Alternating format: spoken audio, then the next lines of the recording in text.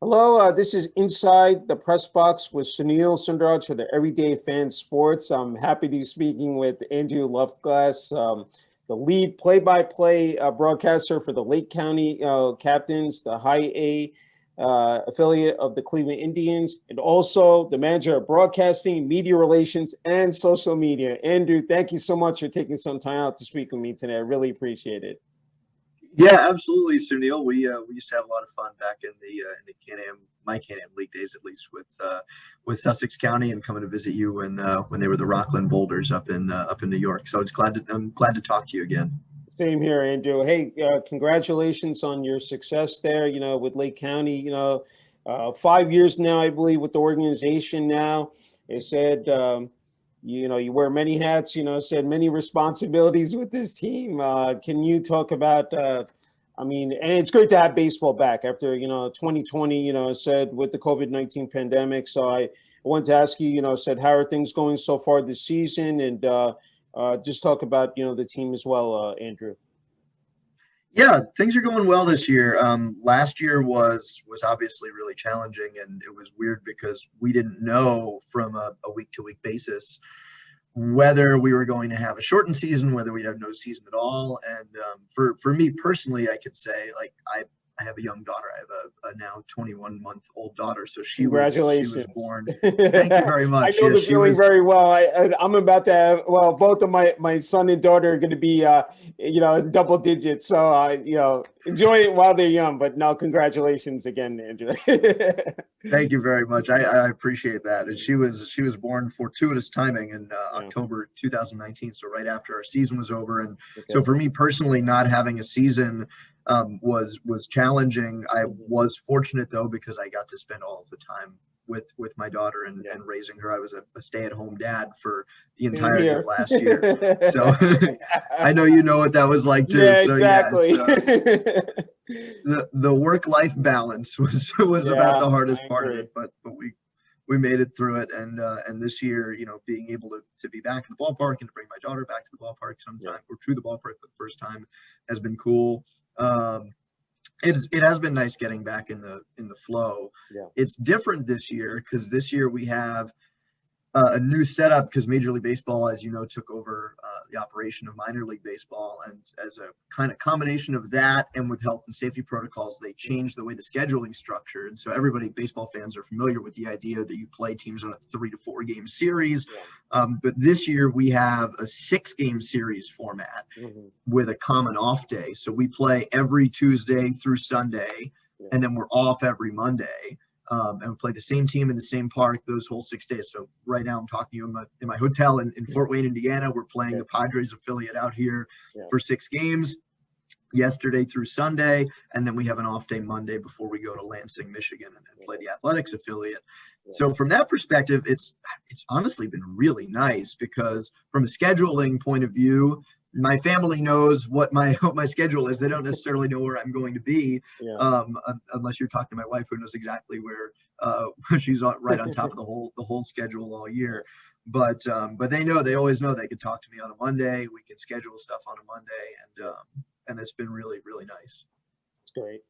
Uh, yeah, I wanted to ask you just about actually, your day-to-day routine. What is, a normal schedule before, of course, a game, doing the play-by-play, but, what does that entail for you? I mean, I was just overlooking some of your, tasks, with social media accounts and then the blogs, writing, of course, the daily game notes and, press releases, post-game recaps, production, game day programs, and then working on the website as well. Can you just talk about? I mean, it's just it's a bunch of stuff that you do. Said with the team, Andrew.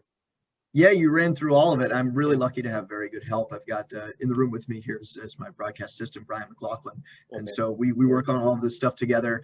Yeah. So before the game, every day we're doing our game notes, which obviously help you guys out as the writing press. They help the other team's broadcasters to know our team. Yeah. When we're at home, we also have to do stat packs and lineups and update the rosters and all of that sort of stuff. Yeah. Get those printed and sent out to everybody who needs them. We do put together a pregame pregame interview every day that we both take a video of and throw up on our captain's YouTube page, and tweet out the link to that every day. And then we attach that to our blog every day. So we do a pregame blog every day with the info for that day's game. Lineup graphic goes on our social media as well. And then after the game, we do a post-game recap write-up that we post on our website and put on our various social media accounts too. So it's kind of from a baseball perspective, kind of all-encompassing baseball information, both in terms of the entertainment broadcast aspect that goes with the pregame interview to more of a media relations side that helps out you guys in the press. To learn more about the team and get prepared for the game. So yeah, that's kind of the nuts and bolts of the everyday job. And then there's you alluded to doing stuff like the program. There are various projects throughout the year that we're constantly working on. We just had our baseball cards that we finished putting together. Those just got printed, and we have a monthly program that we're writing. And then we manage all of our social media accounts. So there's a good mix there in between the baseball stuff, the advertising, upcoming events and promotions, and just general trying to throw some cool photos and fun up there. Because it's, I don't know, the thing with social media is if you're doing nothing but selling selling the promotions and the events and such, then you're going to lose followers fast. You have to keep it entertaining and fun. So we're fortunate to have some good photographers who feed us with some really cool shots that we can throw up there to help in an ancillary way also sell the experience, but also show how much fun we're having. Yeah, excellent points you made, Andrew, because I wanted to ask you about the growth of social media, how much it plays such a pivotal role, like, it said with, especially, with minor league baseball. I had to ask you about how that is, grown, said significantly over the years.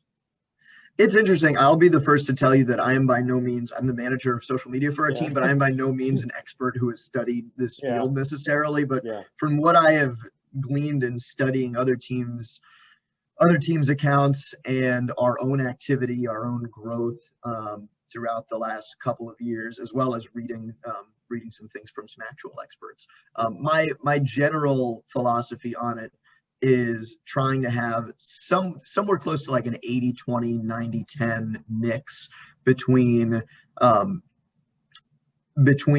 guess what you'd call organic content that's not actively trying to sell you something, and buy tickets for this week's series, here's the promo schedule sort of stuff.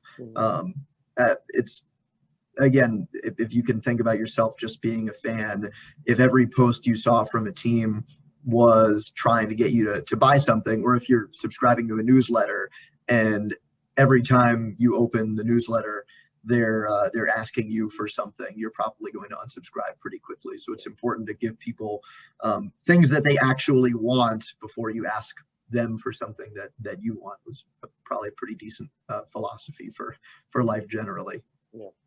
Okay. When it comes to doing the play-by-play, I had to ask that preparation component. Just talk about that. What goes into that. I've talked to different, to various broadcasters. They have their boards, with all their notes, and give me, say quite, copious. But can you talk about, it said that your certain, blueprint, said for game day, Andrew?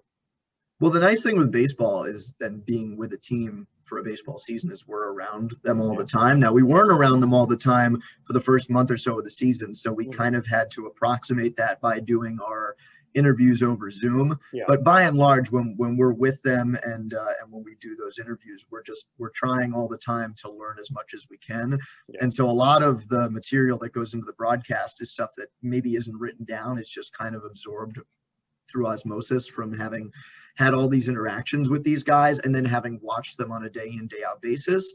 Especially working with my broadcast partner Brian, is we're on the same page with having learned and heard a lot of this stuff. And so if we're talking about a given player, we can often come up with an anecdote of something that we've seen or talked about with them pretty recently. We know their mannerisms.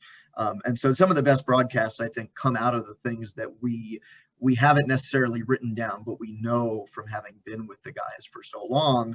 And then in terms of the actual physical broadcast prep, for me, that part of that is doing the game notes every day, because we're always on top of, because we're writing our own game notes. We intimately know the trends of all of the players. We like to go on a variety of different research tools, whether that's Baseball Reference. Major League Baseball has its own internal research tool, which allows us to access different splits and game logs and trends over the course of a period of time. Fangraphs.com is a fantastic resource for some of the more intricate statistics. If we're looking for rate stats on, let's say we're trying to see who has the best strikeout rate or ground ball percentage, stuff that you can't get with the standard stats that tells you more about a player's profile. So a mix of those sort of resources is important to paint a picture for people of who a player is and who you can expect them to be in as little as a given plate appearance. And I could tell you about a guy on our team who's swung at 11 of the last 13 first pitches of an at bat. And so, if he takes a pitch in that at bat, that's uncommon for him, right?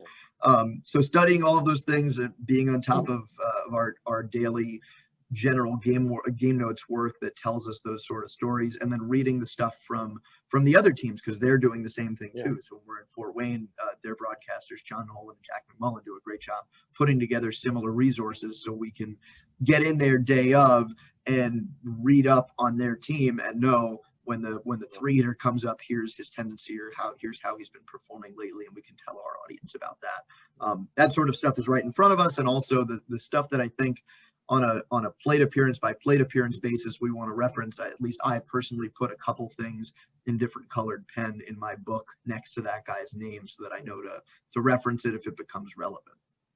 Great. I wanted to ask you about the home games as well. Classic Park Stadium, as well as the front office. You have GM Jen Yorko there, but if you just want to talk about the set upper management as well, and just working with them as well, Andrew, for the past 5 years. Yeah, it's been great. And Jen, actually, this is her first full season as the GM. Before, Neil Stein was the GM, and Jen was our assistant GM. Kate Roth is our assistant GM now, assisting Jen. And I would say, like, depending on the minor league team you're working with, it's varying sizes in front offices. We have a relatively small front office, so to use the cliched metaphor, everybody's pulling on the same rope sort of deal. There are certain times where you get asked to leave whatever your duty is to go help out with something here or there. And so I've found it to be a really nice collaborative effort with everybody throughout the course of the years. Even with that, we've had a rotation of different people in different roles over the last few years, especially with the pandemic last year, having some changeover in staff. But I've quite enjoyed it. I've never worked with a big staff. All my stops in minor league baseball have always been with small staff, so I'm very comfortable with it. Hey, just talk about the community, the home fans as well. Just that part of the equation as well, Andrew.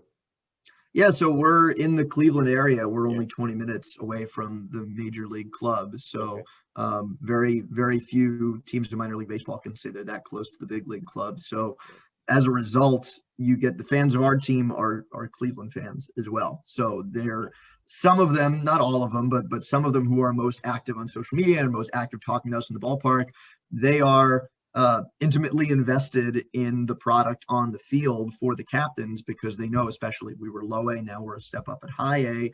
These guys could help the big league club in a few years, or they could be dealt in a trade that helps the big league club right now.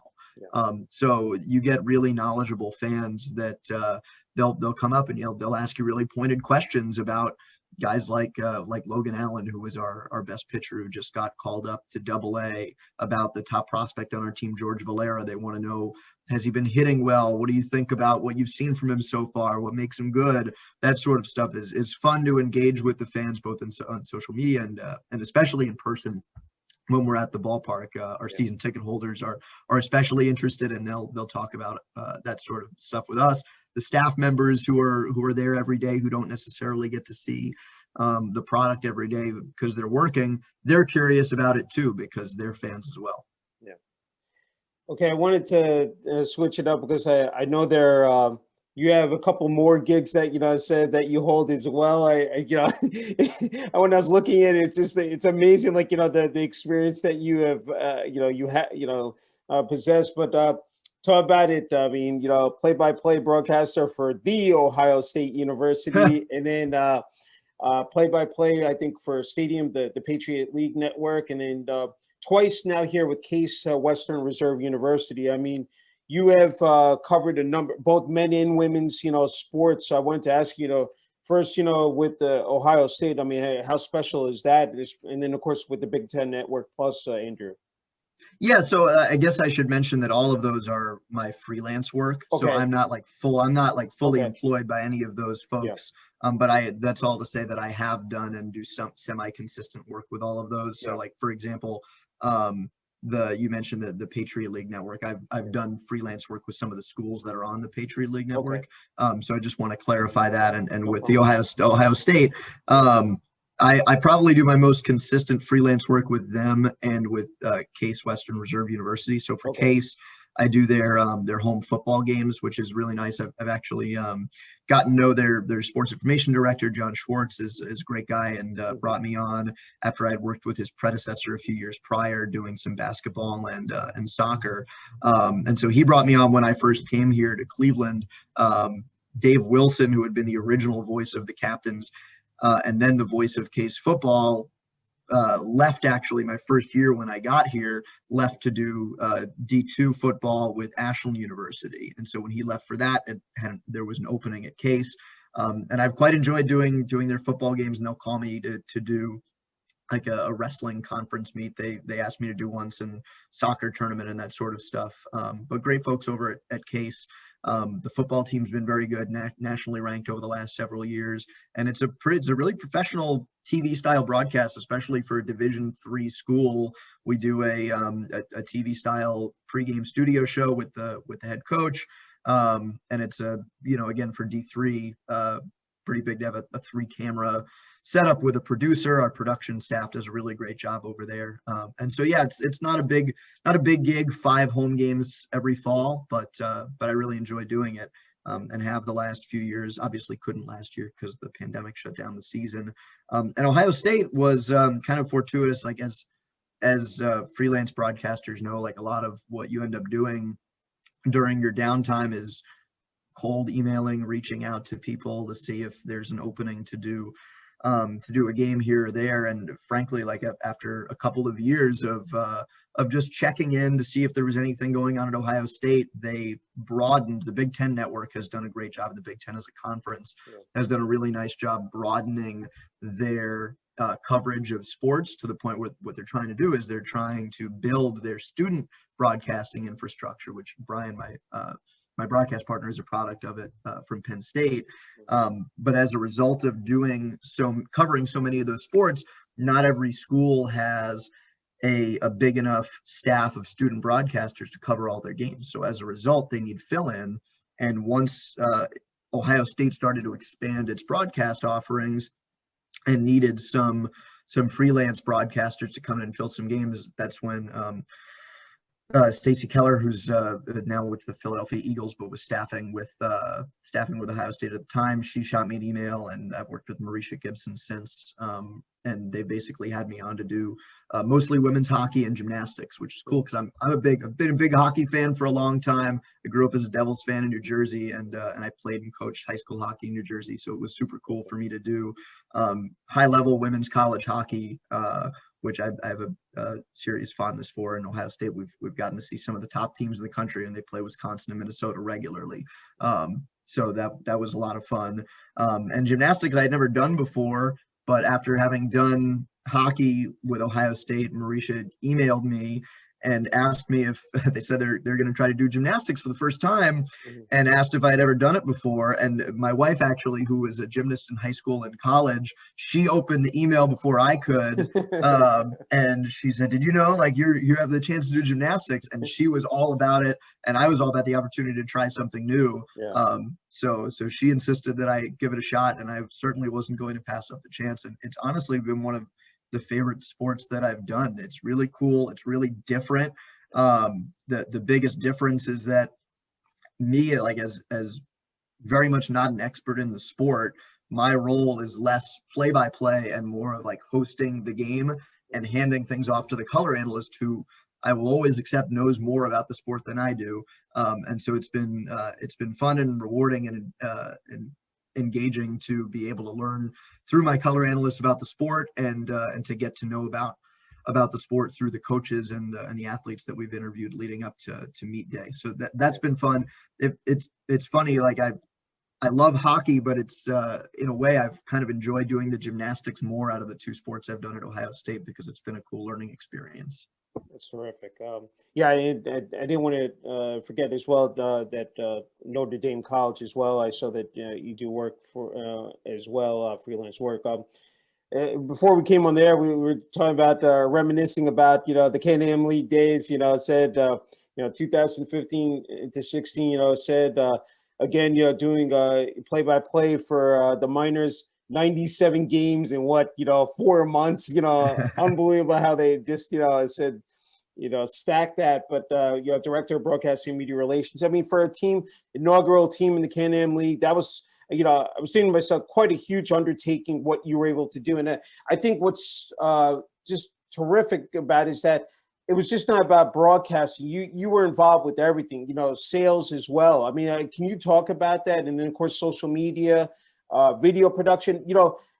When it comes down to it's writing, it's technical skills. There's so much that is involved. You've been able to dive into all those areas. Can you just talk about that, Andrew? Yeah, so I guess first of all, you mentioned right off the bat that this was an inaugural first year ball club. So getting everything off the ground in a short period of time, frankly, there's no chance I would have been able to do it without the support of the rest of our front office staff. And we were very fortunate to have a good staff led by a longtime baseball man. So Dave Chase is one of my favorite mentors, my closest friends in the business. Dave is a fantastic human being who at the time when he led the minors was in, I believe, his 40th year in professional baseball. He started in the Braves organization, working directly for Henry Aaron as the GM of one of their low-level minor league clubs. So he's been in a long time, and Dave's just I can't say enough about him as a human being. And he mentored me and mentored Tyler Borkowski, was our assistant GM that year. So with Tyler and Dave helping to kind of lay the groundwork for the first year of minors baseball, it was, again, can't say enough about what they did to help us get to the finish line in year one and lay the groundwork for the rest of that organization. I know Justin Ferrarella is doing a fantastic job, and he was learning directly under Dave as well that year.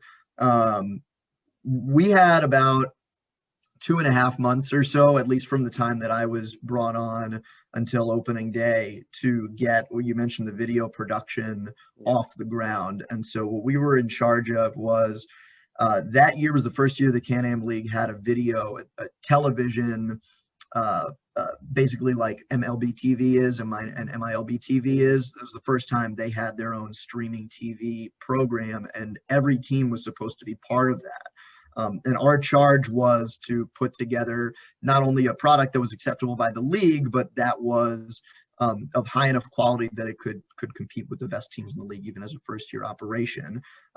So frankly, within a 2-month span, I am, again, as I said about social media, I'm not an expert in video production. So we shopped around and talked to experts in the area, and we came to actually folks that you probably know pretty well with the Boulders. Jim Houston runs a television production company, and his son John is a great technical director and producer as well. And we ended up working with them for that first season just to get things off the ground. We knew we'd be in good hands with them. They could set up all of the logistics, the infrastructure with running the cable, setting up the cameras. They owned and operated the equipment. I knew I could rely on John every day as the technical director to run the show. And so really my job, honestly, once we got them in place, was just to staff everybody around them and have a schedule of all of our folks working in the press box, running the video board, operating the cameras and such like that. And John really ran the show every single day. So I can't thank him and his staff enough for doing a great job and making sure we had a good professional TV broadcast, because I couldn't get that off the ground in 2 months without them. And then our part-time staff that worked the in-game entertainment did a great job too, because again, all I had to do was schedule them. I helped to write the game script for our between innings entertainment and such, but definitely needed their assistance to run the show, because I was doing the broadcast during the game. Essentially what we did was we would have a meeting before every game to go over the game script of the entertainment and make sure everybody was on the same page, so that John could direct everything going on from the TV to the video board, because John was basically in charge of running both shows at one time. He would direct what went live to the video board and what went live on the TV broadcast simultaneously. So again, we were working with some great people there, and honestly, some of the people who were there, I know we didn't work with, or the minors didn't work. I was gone at the time. Didn't work with John and their production company after year one, but our part-timers actually ended up, people who were part-time and video operators, video camera operators that year, ended up taking the reins, at least in year two. I'm not sure what they've done since then, but in setting up the infrastructure and running the show internally in the next year or two after that. So that was really challenging, really tough, but again, we had great help. I was gonna say, I was looking, with the internet broadcast. So yeah, I mean, just ordering that equipment and just, as you said, the intros, commercial. I mean, there was so much that went into it, but it just, fabulous. I mean, just what you guys were able to do, and again, it said, have a successful first season, and just to see what the minors have done, since that point, now I said on and off the field, and especially winning a Can-Am League championship, their first, said back in 2018, a moment I'll never forget. I watched that walk off over and over again. Take the video of Martin Figueroa hitting a walk off 3-run homer in the ninth inning. That was just something I said that will always be in the memory bank. I have a couple more for you, Andrew. I wanted to ask you as well. Some of you, I mean, you've traveled, said the circuit, been all over the place. I had to ask you also being, said doing play-by-play in color for the Brevard, County Manatees as well. Can you talk about that? And then, of course, we talked about the Can-Am League. You worked, say in their league offices as well. And then I think your first gig, said was with the Burlington Royals. Can you just, I mean, those, said, you were able to accomplish quite a bit, said with those teams as well. Yeah, let me just, I guess, start. So I actually started, like you said, with Burlington. And the reason I worked in the Can-Am League office was because I got hired to be the broadcaster for Burlington, which was the rookie level affiliate of the Kansas City Royals at the time. And it was an unpaid internship. And I basically said, I'm not from North Carolina. I don't know how I'm going to survive down here during the summer without some sort of income.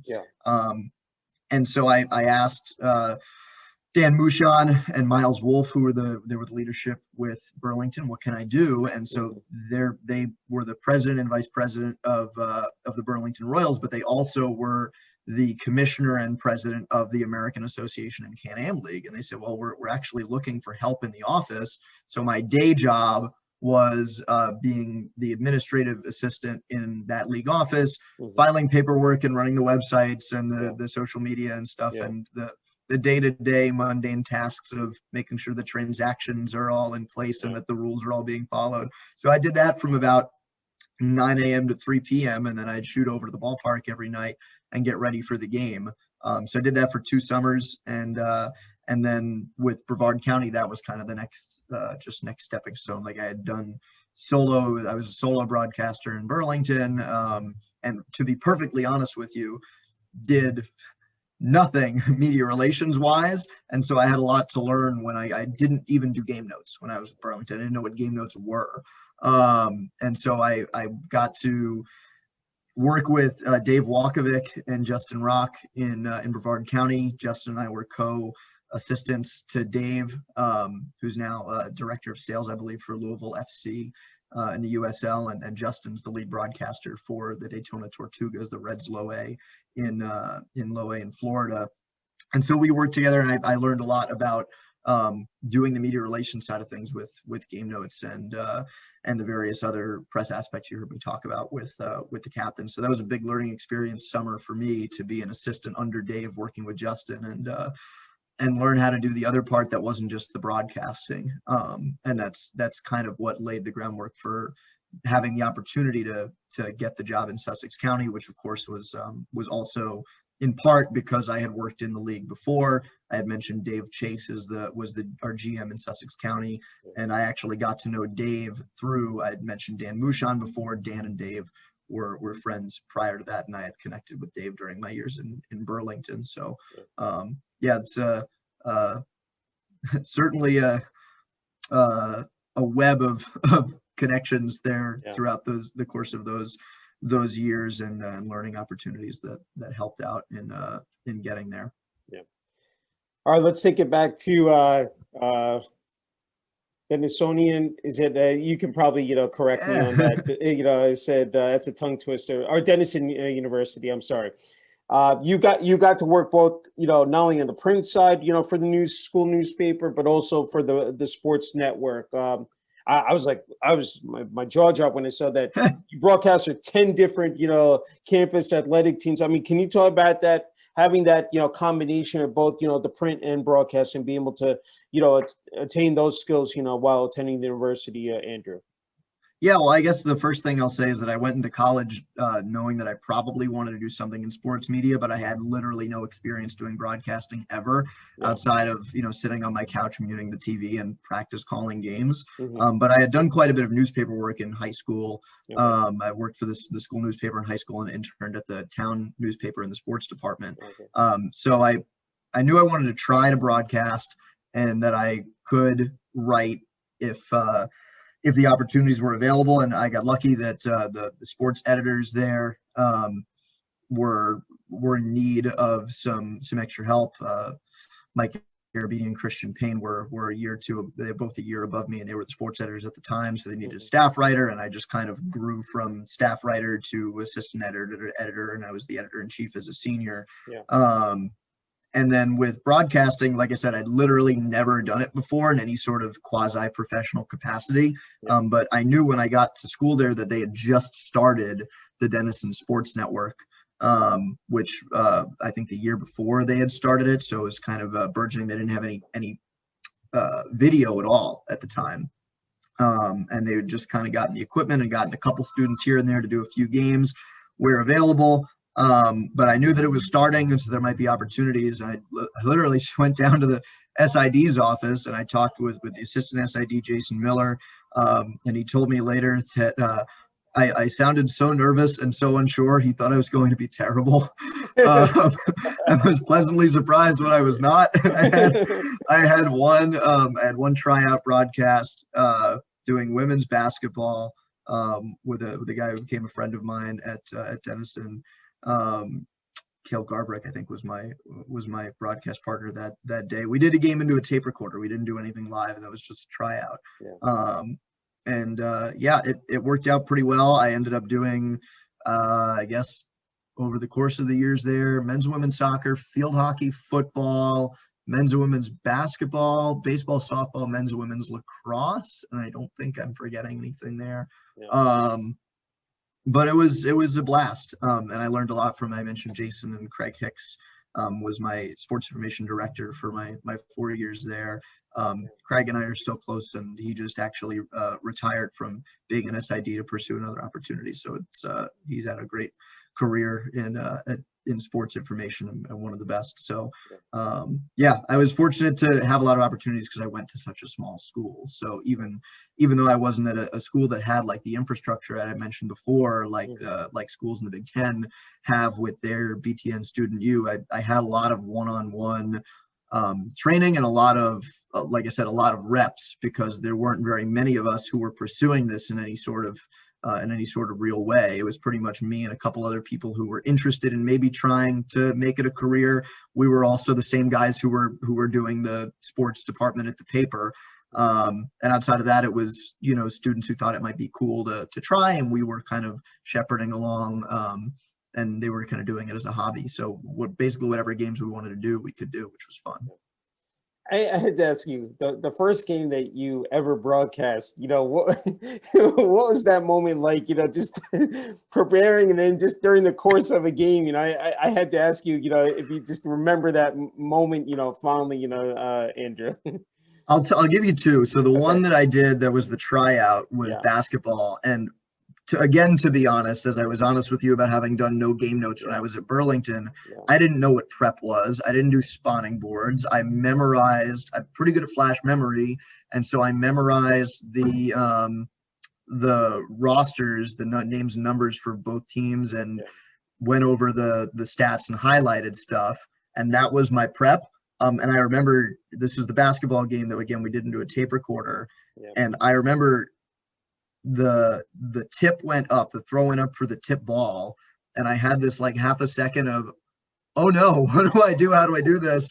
And then the ball, I don't know, they started passing the ball around, and I guess I kind of fell into whatever I had been doing on my couch at home practicing.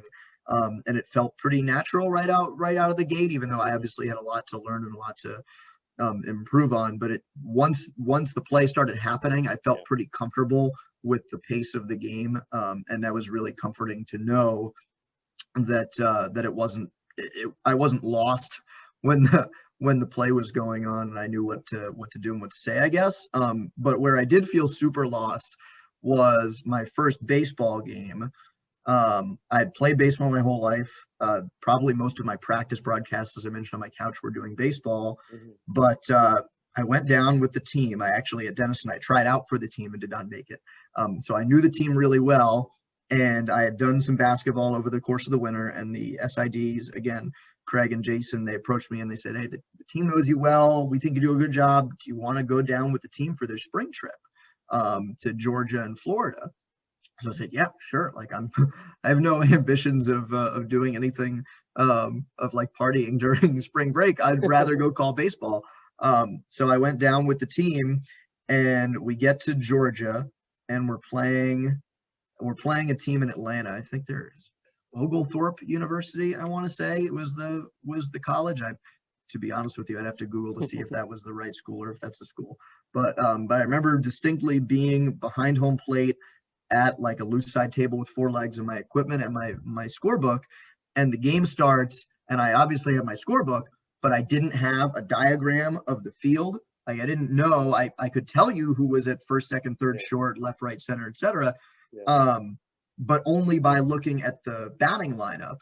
And so if a ball's hit to second base and you're trying to find who the second baseman is scanning down your lineup, it's not exactly rapid recognition. So that was the first time I kind of had a panic moment where I was like, oh gosh, I have to figure out a way to diagram who's in the field defensively every game. It's kind of like a duh sort of moment now that I've been doing it for a while, as the like doing the game notes and doing spotting boards are. But it was part of the learning experience and learning on the fly as I did in the first few years there. Okay, attended and graduated Montclair High School. Can you talk about your time there as well, Andrew? And also that you, I think, I don't know, it was during that time, but during high school, or I don't know, afterwards, that also you were doing play-by-play for the Jersey Pilots as well. Yeah, so I did Jersey Pilots right before I got the job with the Burlington Royals. Oh, okay. So one year, it was 2011, right before my first year in Burlington. Ben Smoller was our GM, and I just, I packed up my Ford Taurus station wagon with a little card table, and my broadcast equipment was my phone, my iPhone, and a plug-in headset that had plugged into my phone, and I called the dial-in number at Team Line to connect to our broadcast every day. It was very low tech. But I was with the Jersey Pilots for one summer. And then in high school, I didn't, like I said, I didn't have much broadcasting experience, but I played baseball and hockey, and was fortunate enough to become close friends with my hockey coach. I coached with him later after, actually it was before and after my year with Brevard County at my high school in Montclair. But the only media experience I had there at all was doing the newspaper, the student newspaper, the Mountaineer. So we had our newspaper director was our teacher in journalism, Mr. Rassiopi, and our editor-in-chief for the newspaper was Emily Kaplan, who's now does a fantastic job. I'm a big hockey fan, and she does a great job covering the sport for ESPN. So I wish I could tell you I worked super closely with Emily, and that she taught me so much, but I don't remember much from my high school days at the Mountaineer. But I worked with Emily and with a good staff at the Mountaineer, kind of learning the basics of journalism and journalism ethics, and then interned under Brian Smith, who was the sports editor at the Montclair Times for basically the summer of my senior year. And so that was fun. That was I guess what I would say about that was it was a good early education in, as I said, journalism and journalism ethics and how to write, because to bring it back to today, I write every day. Brian and I are writing every single day the game recap. And so literally just learning things like, hey, what's AP style was pretty decent education for getting into college and doing the college newspaper and writing every day here. Sure. So what broadcasters do you look up to? Are there anyone's out there that you follow on a particular basis, Andrew? Yeah, I guess so. In sports generally, probably one of the reasons that I got into broadcasting, I realized as I got older, was I grew up a big Devils fan, and Doc Emmerich was the Devils play-by-play guy. So hard to ask for a better guy to watch every single day, and to learn, again, through osmosis, to kind of learn the craft through. So I'd say Doc Emmerich's probably my number one guy I look up to. I like listening to a lot of guys in baseball right now. I frequently find myself listening to games on the West Coast, which is great, because when we get back from a road game, especially, I can turn on a West Coast game when I'm driving home from the ballpark at Classic Park. I frequently have a West Coast game on for a couple innings. I really enjoy John Miller, of course, one of the greats in the game with the Giants. He does a splendid job. I love his pace and his smooth, calm style. Rick Riz is the broadcaster for the Seattle Mariners. I think he's fantastic as well. Ken Korak does a great job with the Oakland A's. Those are probably the three guys in baseball that I follow and listen to the most closely. John Miller obviously is, as I said, one of the all-time greats. And again, I appreciate his pace. Rick Riz, I think, does about as good a job as anybody at describing every single batted ball in play, varying his verbiage and word usage, I think, is terrific. And Ken Korak is a fantastic conversationalist. I mean, they frequently will run a three-man booth in Oakland, which is a tough task in radio. So those are the three I listen to probably the most frequently and look up to in the game right now. Great. We talked about family before. I mean, can you just talk about the support? I mean, this is not easy, of course, what you do. I mean, I said spending so much time away, I said from your wife and daughter, but can you just talk about, I mean, how much, they've meant to you, said through this journey? Yeah, and there's no question. I mean, I guess I'll start with when I was first coming up in the business. I was, to be perfectly frank with you, I was pretty petrified of the idea of how challenging it might be to have a family in this business. I mean, I actually had a heart to heart with my dad one day when we were driving around North Carolina. I was like, am I gonna be able to do this? It's tough to hold a relationship, and he set my mind at ease. And I got very lucky to find a wonderful woman who's become a fantastic wife and mother, in Amanda. Her emotional support has always been terrific, and what she does for our family on a day-to-day basis when I'm on the road or when I'm just going crazy during the season, supporting me emotionally last year when we didn't have a season. I can't say enough about it. She's in New Jersey right now with our daughter, taking care of her and the dog, and she's just fantastic. There have been obviously times, as any of us have in our careers, where we wonder if we're cut out for this or if we can do this. And she's always been the first one to say, like, you need to keep doing this. You love to do it. You do a great job with it. And I won't let you stop trying. And that means so much. I mean, I can't tell you. In addition to obviously all of the stuff she does logistically during the busy season. So have a wonderful support system at home with my wife Amanda, my daughter Maya, and you hit the nail on the head. I'm getting a little emotional here because it's like I said, before I had this family, I wasn't sure if it would be a possibility, and to be able to do what I love with the people I love, it's super special. I didn't want to forget your parents as well, and any other family members as well. I said, I know it's, I'm sure you have, a great support system there, Andrew. That's tremendous. My final question. Before I let you go, before you're right, because before I met Amanda, like my mom and dad supported me every time they always visited me whenever. And encouraged me to leave home, which is a tough thing to do, and supported me wherever I went, which was huge. Yeah, no, that's wonderful. A final question for you, and I think you're in a perfect position to do this. What is your advice for younger, print broadcast journalists that want to break into this field, that want to move up the ladder? I think, I said you can offer quite a bit, of advice to them and what your message is to them. Yeah, number one, I guess, is reach out to other professionals in the industry and talk to and get to know as many people as you can in an earnest and kind way. I think it's really easy to always be asking for something, but it's important to make sure you're keeping in touch with people, not always asking for a favor. People who've been in the business for a while will be willing to talk to you. The nicer ones in the industry will be willing to talk to you and give you advice or just catch up. So that's number one. And I think number two, get reps as much as you can, but don't do so in a way that jeopardizes your life and your ability to earn money. Like